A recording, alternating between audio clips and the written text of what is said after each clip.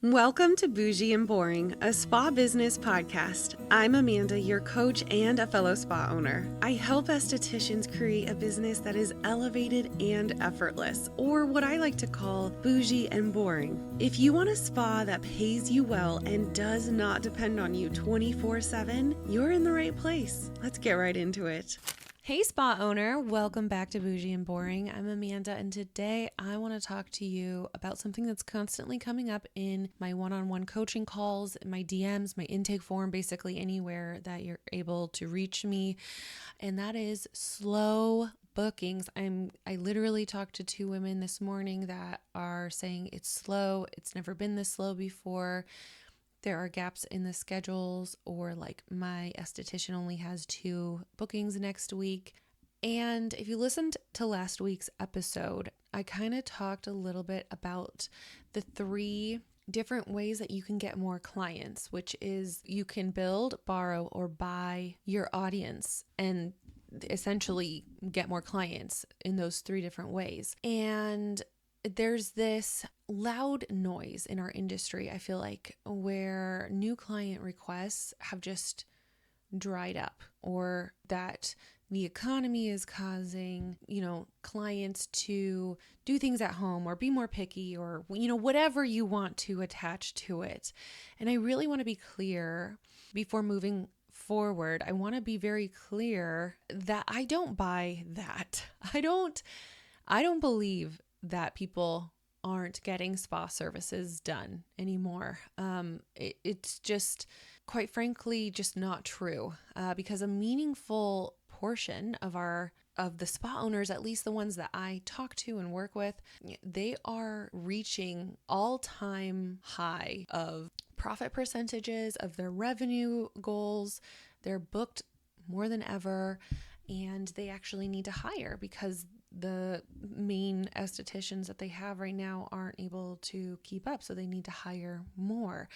And so if your spa is slow, I don't want you to chalk it up to the economy or the market or your area and just leave it at that. I don't want you to tell yourself that story, because doesn't need to be true. And if you have a good strategy or a good plan to get you out of that rut, then it doesn't have to be your narrative either. So what I do want you to do is treat the slow bookings like a data point. Okay, so this is giving you more information. And something in your business most likely has a crack, or it's got a hole in it, and when you figure out what it is and you seal it up, things shift fast. They really do. I have seen it over and over again over the last few years that I've been coaching, and it's incredible how quickly you can basically seal up all the holes in your business, and then all that's left to do is scale. All you need are more clients, and that's it. And because you've sealed up all these holes, you're able to move at such a faster rate. So today I want to walk you through the list that I mentally go through when I'm analyzing a spa business and they're coming to me with these kind of problems, and what I immediately look for. And these are not just like nice to haves. These are actual levers and buttons that I have seen that actually create change in your business within a few days, if not a couple weeks. So the one caveat that I have is if you don't have any type of marketing system in place for generating awareness or bringing new people into your business, if you don't have anything like that at all, then changing these things alone, it might not be enough, because you're not already at the point where you have the eyes on your business that are going to, like, when you do make these changes, that those eyes are going to see it and be like, wow, that was the missing piece. That's what I was looking for. So if you don't already have the eyes on the business, and you can know this by like checking out your Google Analytics, going to your website and seeing if you're getting a ton of people that come to your website or click on things, but then they don't actually book, then there's a conversion issue. And so this is the list that I start with for someone who has been in business for a couple years. They've seen great success, and now things are kind of starting to fizzle and they're not sure why. Okay, so let's jump right into number 1. Your booking process is creating confusion. This is something that I did about 2 years ago where I completely revamped the booking experience because I was seeing so many people, and I was seeing and hearing so many people say it was hard to book online, or we would get a text message from someone that would say, I tried booking online, but I couldn't. And I almost wondered at that point, I was like, if this is one person that's saying this, there's probably 5 others who didn't even bother to text us and let us know.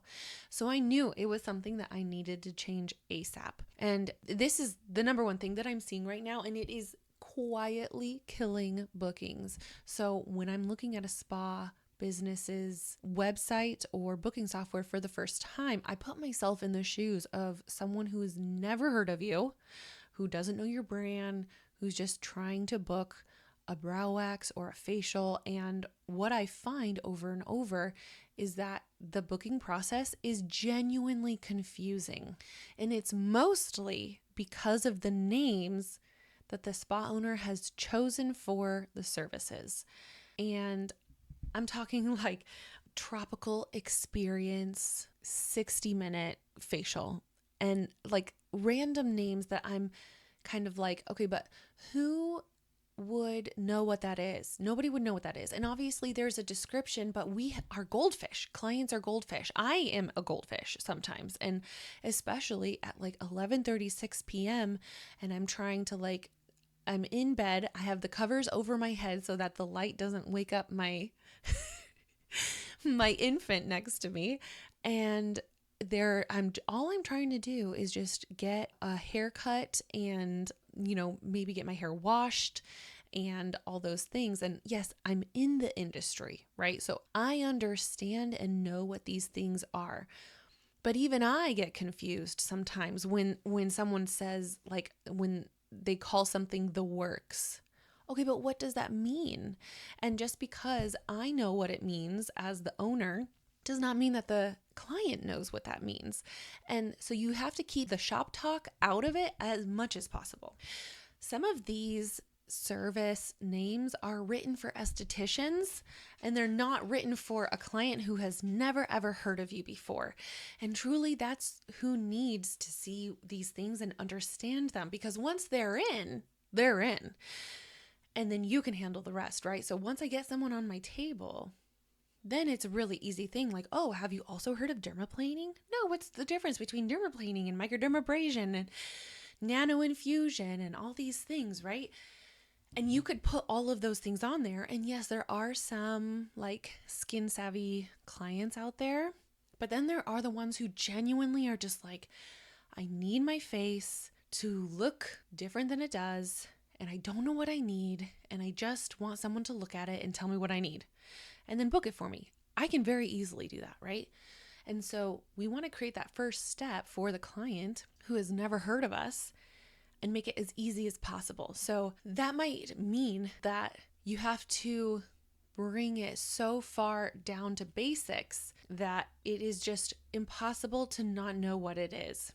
And the problem that I was once experiencing and then also saw with my coaching clients is that if your booking page or your booking website is not easy to understand and navigate, that's another problem, is like the navigation, the client most likely won't reach out and they just leave and book somewhere else that's much easier, not just to book with, but then to also understand. And I think it's the understanding of the services and what's being offered that makes things really, really confusing. And it makes it easy for them to want to look somewhere else.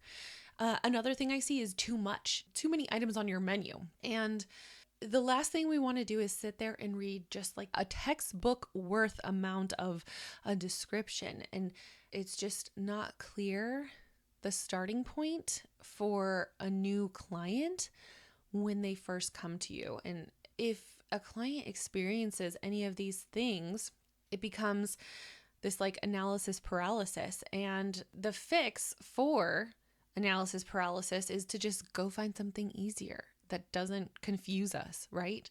So go to your own booking page right now as if you're a complete stranger, and you might be shocked at what you find. Even asking a friend.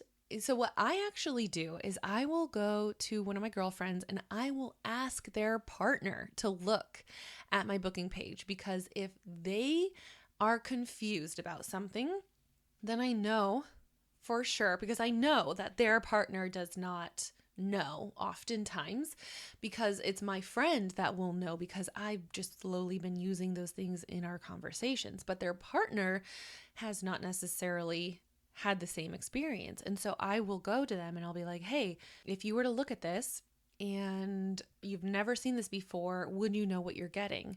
And if the answer is yes, great, you're doing a good job. But if the answer is no, then just say like, what about it is confusing? Ask more questions, be curious, and figure out what is confusing about it, okay? Number 2, speaking of confusing, your pricing is inconsistent or confusing. So if someone finds you somewhere like on Instagram or through Google and starts to go through the process of booking, and they see, oh, it's the main price is $100, and then you go through everything, and a client, goes through the whole process of like clicking everything, going through everything, and then at the very end gets charged something different, something more. It almost feels misleading and deceiving, and a client doesn't want to come back to that.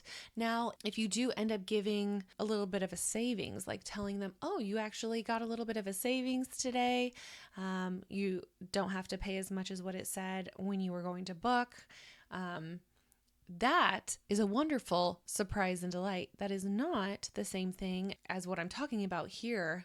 What I'm talking about is the opposite of that. A client who sees one number and is expecting, okay, this is going to cost me $150, and then they get charged more, that leaves a bad taste in the mouth. You want to be very clear about pricing. This is something that I always have been in favor of, is to put your pricing on your website, because it's just a way that it creates transparency, right? And if you are able to give transparency in your business for your clients right up front before they've ever met you, it almost reinforces that you're going to be transparent and honest and open when they do come in and they start to get services done, right? The next thing that I notice that I feel like does not get clients to return is when your prices don't match your perceived value. And this one is kind of uncomfortable, but I'm going to say it because it's important. And please know I'm saying it with peace and love. But if you are priced at the level of a very well-established premium luxury spa, then your brand needs to match that and look that way too. It's not just the physical space. It needs to be your Instagram, your website, your Google presence, your Google reviews, all of it. And if someone lands on your booking page and the pricing feels really premium, but everything else just kind of reads more entry level, there's going to be a disconnect. And that disconnect will absolutely cost you. It'll feel not so much deceiving, because that's not the right word, but it'll just feel like you don't have a good grasp on what is actually going on in the industry and what's actually out there. And the fix isn't always to lower your prices. That's not actually what I would recommend. Sometimes it's just to bring everything else up and elevate everything else up. But you have to be honest with yourself if that is the situation that you're in. And it's something that I have absolutely worked on, and it's a big reason why I have not increased my prices in the last couple of years, is because I've been trying to elevate my presence and my physical space and location before I feel like it can match the premium price that I want to charge. So this is something I've personally gone through. And then I've also seen it with a couple clients too. And it's totally, not just clients actually. I've actually seen it with actual locations that I wanted to frequent where it just didn't look like the quality that I was expecting for that price. And you almost wonder too, because here's what goes through my mind when I see this. And it happened when I was back home in California and I wanted to do a couples massage with my husband. It's one of the things that we do whenever we go home to California is that we will do a couples massage because we have, our family is there and close by and they can watch the kiddos. And so we're able to actually, kind of go on a little date together. And I remember looking, this was years ago. I don't even know if that place still exists, but I wanted to get a couples massage and I was looking around at different places and there was a place that was charging $350 for a couples massage, which was very high, but the place looked run down. It looked unkept. It made me wonder if they're charging this much, but their place looks that like dreary and drabby. It made me worry like that there was a disconnect and there was not going to be a match of goods. So like, even though I pay that much, and I have no problem paying that much, if I get that same quality and it needs to match. Do you get what I'm saying? And if it doesn't, that can throw people off and a confused mind says no. And so you don't want that to be the case. The next thing is that new clients can't get in quickly enough. This is something that I think for a really long time, it used to be a bragging point for our industry where it's like, oh, I don't accept new clients and I am booked out for the next like 3 months and all these things. But that actually turns people off tremendously because if they can't get into you, they're not going to wait 3 months. They're going to look for someone else. And I would say no more than 2 weeks is the current sweet spot. If someone finds you and loves you and wants to book, the soonest you can get them in should not be any more than 2 weeks. You're going to lose them. That's just what it is. And I'm not talking you specifically, like you, the owner. I'm talking like you, your spa. So that means that if your least booked esthetician has a 2-week waiting period, then you're too booked and you need to start hiring. And if you feel like, Amanda, I know that my least booked esthetician can't get anyone in for 2 weeks, but I can hardly afford to pay myself, let alone another esthetician. That is an entirely different issue. And you should absolutely reach out to me in whatever way is comfortable to you, because that's a pricing problem and it's a really easy fix and we can solve that problem really easy. But back to this exact issue that I'm bringing up here, we're not in an era anymore where scarcity is a selling point. And it used to be the thing that people would use to be like, oh, you got to rebook with me, otherwise my spots are going to fill up. And that does still exist to some degree, but it is not what encourages someone to book. And so if you can't serve someone within a reasonable window, then they are going to find another esthetician who can serve them. There are plenty of really awesome and good estheticians out there. They're going to find someone else. And if your schedule is genuinely that full, then that's a capacity problem, which is awesome and beautiful to have. But if you have those gaps and you're feeling slow right now, you're also telling new clients that it's a long wait, then something isn't adding up. And it's definitely worth looking at. So if you're feeling slow or if you're feeling like the money's not coming in, but you also can't get new clients in, there's something going on. There is something going on. All right, number 6, if your policies feel more like a warning instead of a welcome. And this is something that I have actually become extremely like a diehard of. in the last, like, I would say probably 9 months or so, where I feel like, well, for starters, it's a buyer's market, meaning the client is the person who has most of the power here, at least right now. And in like 2021 to 2023, it was a seller's market, meaning it was the estheticians had the upper hand, or the provider had the upper hand. And so we were doing these like really hard, if you don't honor my cancellation policy, immediately I'm going to charge the card on file. And it turned into this like really big energy battle that just gave off such a bad vibe. And it just ended up being something that was not a good look in the end. And it really put people off. And so now people are still trying to stick to those same very rigid rules of, if you don't show up, no matter what, no exceptions, we're charging you the full price of a service that you didn't get, and blah, blah, blah. And, all these things, which I get. Trust me, I get. I have charged someone full price for a service that they didn't get because they no-showed. But I also think that there is a human component that really needs to heavily weigh in on all this. And so if you think about the energy of a booking confirmation and your website policy section, and even your Instagram and Facebook bio, does it feel warm? Does it feel inviting? Or does it say, you can't book with me unless you sign all these waivers, and you will get charged, and we have to keep a card on file, and and all these things? It's just a lot of rules that someone has to agree to before they're allowed to give you money. And that just doesn't sit right with me. It's not what I would like as a client. And it just doesn't feel right as the esthetician also. So I would argue that most clients do not want to no-show you.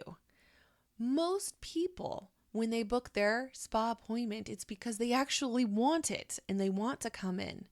So when the first impression that someone gets of your business is a list of all these restrictions, it affects the nervous system and it creates this response, even if it's subconscious. There are a certain percentage of people that would be such great clients for you, and they're going to quietly go somewhere else that feels a little more inviting, right? It's one of those things that it feels really hard to let go of this because you want to CYA, cover your asset, which is your business, especially if you've been burned by cancellations. And I know that a lot of you are getting them right now if you're feeling really slow. But I want to ask you this. Is the protection worth more than the potential clients that it's filtering out? And I think you need to take that into consideration when you put these things in place. I'm not saying don't have a cancellation policy. That's not what I'm saying.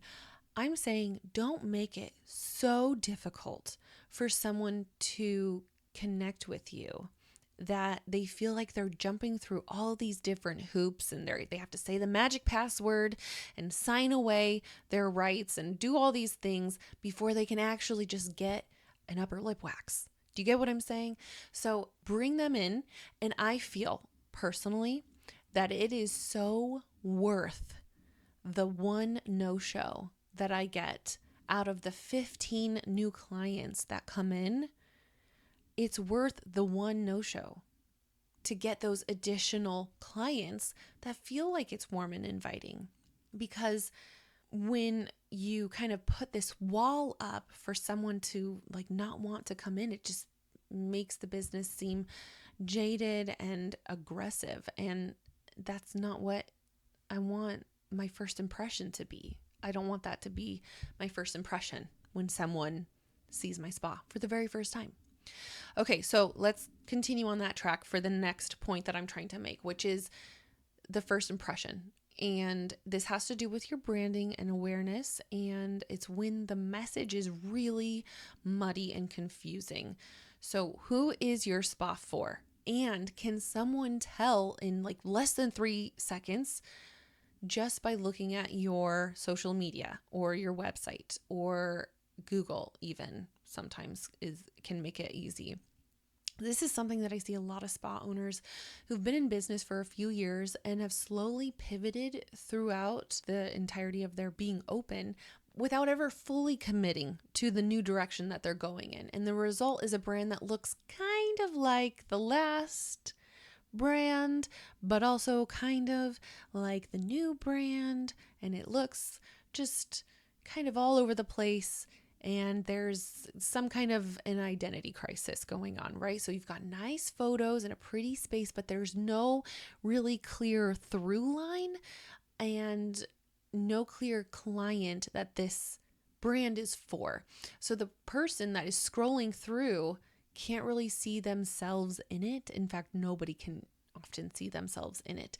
And your brand does not need to be complicated. In fact, I would recommend that it be so simple and so obvious that it is just very consistent and clear across the board. So if someone has to work in order to figure out who you serve and or what you're about, then you've lost them, and that is going to hurt you more than help you.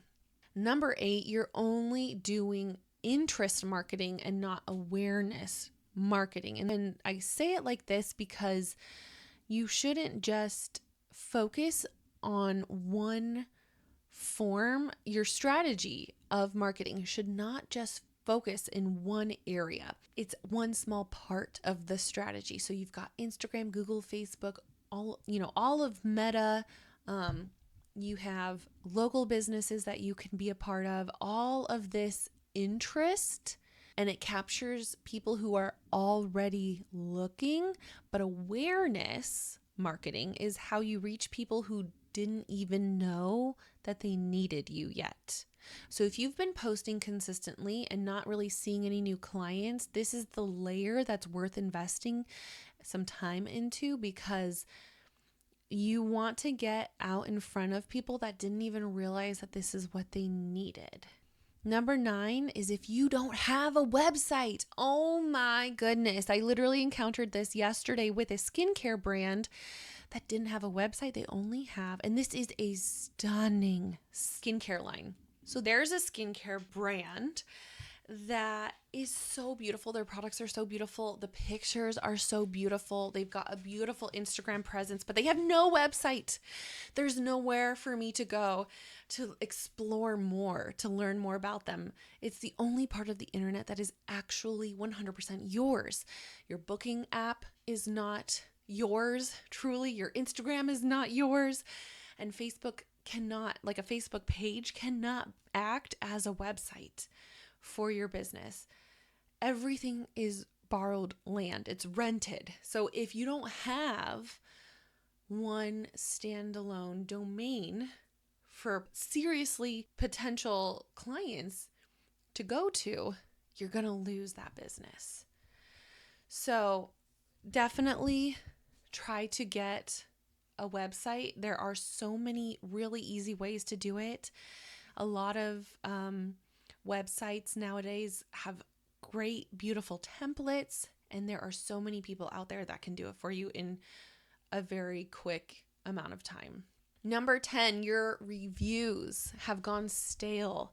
Now, if someone is serious about booking with you, but then they go to your reviews and they see no one has left a review for 2 years, I would say even like anything longer than 6 months ago, that is worth noting to be a little concerned for. So recency matters enormously in reviews. A 5-star review from like 18 months ago is not going to do really any heavy lifting at all. So potential clients want to see that people are still coming and still loving what you offer. So if your last review is more than 6 months ago, then that's a gap worth closing. And it's just a really simple way to ask for reviews. It's just a really easy thing to do. All right, the next one is that I can't really tell what you're good at just from your photos. So if a potential client scrolls through your feed and can't clearly tell what you're doing, and the things that she wants done, she's not going to reach out. She's going to go find someone whose work speaks directly to her. So if all your photos look the same, or if you're mixing up your specialty with services outside of the main core client that you're trying to focus on, it kind of muddies everything up. And then the client is confused, and then they leave to try and find something that is more aligned with what they're wanting. And last but not least, your pre and post visit communication is creating some type of turnoff or friction. So this could actually be 2 points in one, but let's just kind of look at it as the overall client journey, right? So someone finds you, they're interested, they decide to book online, and then crickets. There's just nothing there. So if that is you, and there's no check-in process of, hey, I noticed that you're new. Do you have any concerns? Do you know how to find us? Do you know that if you're getting a lash lift, you should not come with mascara on? Do you know that if you're getting waxed, your hair needs to be 1/4 of an inch long or the size of a grain of rice? And so, there are these things that people, and we get a lot of first-time Brazilian wax clients every single week. And it is something that I'm still so surprised by every single time. So many people don't know. But I've been living in this world for over a decade now, and I know how to use the lingo. It is so common. I could even use the shorthand of it with other estheticians, and they would just know exactly what I'm talking about. However, a client doesn't know. And so when you make them feel like they made the right decision in the pre-visit communication, oh my gosh, you will have so much less cancellations, no-shows. You're going to have the follow-through that makes them feel confident in the decision that they made. And there are many booking softwares that will send people just straight to a thank you page. And I really encourage that you do that. And for every single type of service, whether it's lashes, skincare, waxing, whatever you're offering, I recommend that you have a video, a general video that you're like, hey, thank you so much for booking. I'm so excited to meet you.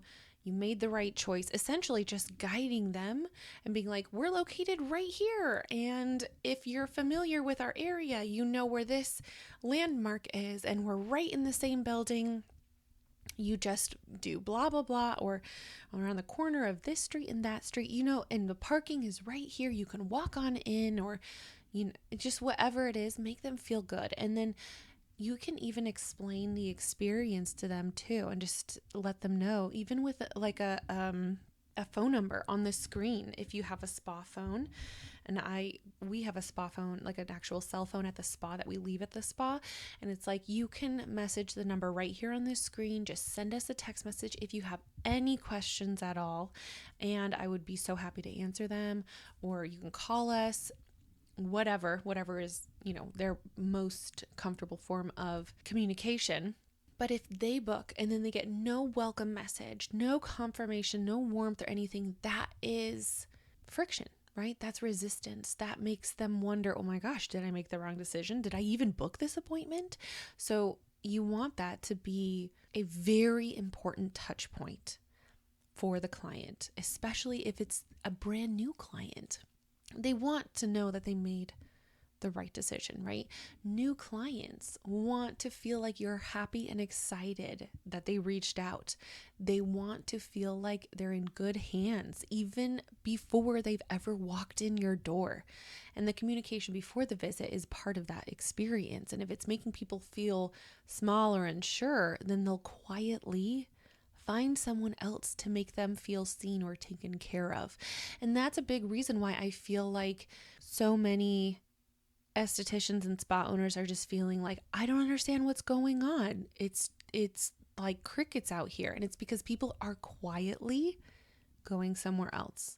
They're not sharing anything. But then when the spa owner comes to me and I take a look from an outside perspective, I'm like, ooh, this is not connecting. There's something that's really off here. You need to look at this and this and this. And then we get that all figured out. And then it's like almost immediate. There's this like snowball effect where things start to pick up and they feel really, really good. And the same thing, by the way, applies for the post-visit communication. You want to make sure that in 24 hours, no more than 48 hours, you're sending a follow-up either phone call or text. And I understand not a lot of people want or have the time to be on the phone, but that is okay. 90% of the time, you're just going to get the voicemail and you're still going to leave the message of like, hey, it's Amanda from the spa. I just wanted to check in on your skin, lashes, whatever. I just wanted to check in on your brows and make sure that everything looks exactly the way that you want them. It was so nice to meet you. I hope you have a great rest of your Thursday, and I'll see you in the spa. You can also follow up with a text message too. That's perfectly fine. A lot of people do. And it gives the opportunity to make it right if there is something that seems a little off, which can happen, especially for things like lash lifts, brow tints, skincare. A lot of people are afraid to come and get their skin done because they're like, oh my gosh, I always break out afterwards. And we all know what that actually is. And so you want to make sure that you have that follow-up. There's a saying, I don't remember. It was like one of the first things I ever learned when I became a business owner or a spa owner, I should say specifically. And it's the fortune is in the follow-up. And I can't remember who said it, but I was so like turned off by it because I'm like, ugh, like I'm not going to reach out to them afterwards. And now I'm like, did you reach out? Can I reach out? Is it too soon to reach out? I don't want to be like, what should I reach out? I don't know. Now I'm like super duper on it. Like I can't reach out soon enough. And another great thing too, if you do have a spa phone that you keep at your spa and it's an iPhone, mine is an iPhone. There is an option if you're texting another iPhone, there is an option to send later. It's one of like the features of iPhone now where you can write out your follow-up text and you can schedule it to send 24 hours later or 48 hours, whenever the next time that someone will be in the spa to respond to that message. That's another thing that I hear of too, that can very easily be fixed. And it's that people are not responding to text messages fast enough. I think that there used to be this really big sticking point of like, no, I'm only answering people when it's convenient for me and all the things. And I get that. You should absolutely respect time boundaries that you have set for yourself. However, if it's at a point where it's business hours and you're still not responding to people for hours and hours, even like a day or two, that to me is unexcusable. We have to figure out, like, that is a leak that has to be addressed and figured out, because it's something that is definitely going to cost you if you are not responding within like an hour or two to people, because they are ready then and there. And this is a big reason why a lot of people do lose out on a new client or a potential new client, because they don't have the front desk. And a lot of people are like, well, how do I make a front desk make me money? And this is one of those ways, right? They help with the turnover. They help to sell the retail. They also help with responding to texts and phone calls in a timely manner. And that is making the business money almost directly, almost.